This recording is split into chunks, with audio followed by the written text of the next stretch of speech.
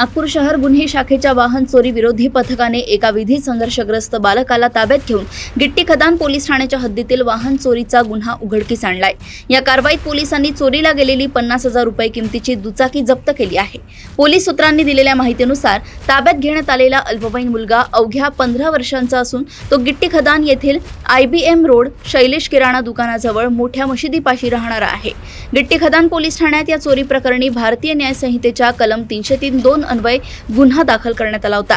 वाहन चोरी विरोधी पथकाला मिळालेल्या खात्रीशीर गुप्त माहितीच्या आधारे पोलिसांनी सापळा रचून या 15 वर्षीय मुलाला ताब्यात घेतले आहे। त्याची कसून चौकशी केली असता त्याच्याकडून गिट्टी खदान परिसरातून चोरी झालेली हिरो होंडा कंपनीची दुचाकी हस्तगत करण्यात पोलिसांना यश आलंय। जप्त केलेल्या या दुचाकीची अंदाजे किंमत 50,000 रुपये आहे। वाहन चोरी विरोधी पथकाने पुढील कायदेशीर कारवाईसाठी आरोपी मुलाला आणि जप्त केलेल्या दुचाकीला गिट्टी खदान पोलीस ठाण्याचे दिवसपाळी अधिकारी पोलीस उपनिरीक्षक दत्ता भीमराव गेठे यांच्या स्वाधीन केले आहे। ही यशस्वी कामगिरी गुन्हे शाखेच्या वाहन चोरी विरोधी पथकातील सहाय्यक पोलीस निरीक्षकांच्या नेतृत्वाखालील पथकाने पार पाडली आहे।